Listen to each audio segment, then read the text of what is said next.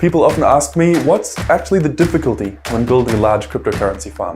Usually these people have already built a computer, they know the different parts that go in, and the strange thing about it, it's really difficult to answer, because they're completely right. Plugging in all the cables in the right way and putting all the components together is not very difficult. The difficulty is earlier than that. The difficulty is how to handle the logistics and the preparation for building a farm of this scale.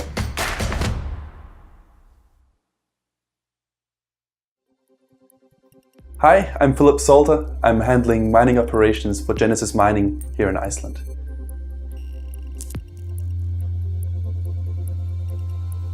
When you're building a cryptocurrency mining rig for your home, you order all the hardware from some online store, you wait for it to be delivered to your doorstep, you unbox all the boxes, plug everything together, and then that's it, you've got one.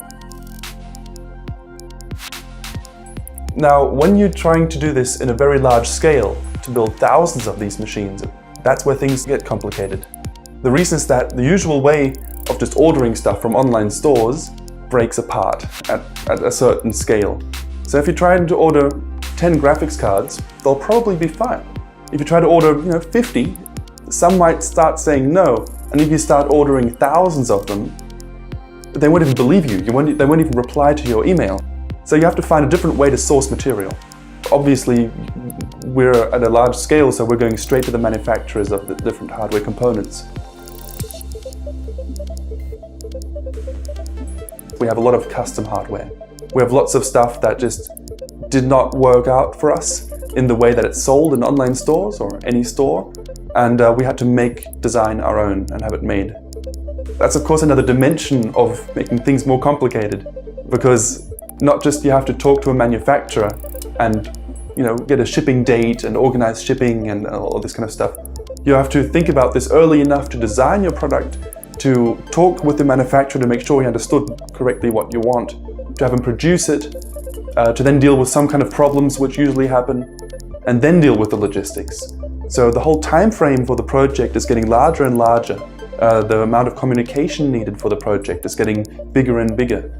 And people don't see it coming because it's just problems that you're not faced with if you're just looking at it from the technical side. These are just real-world problems that you get with large scale. And it's something that you have to be on top of from the very beginning, otherwise your entire project will be delayed by a lot. Luckily, we have lots of experience here with these kind of small, annoying problems.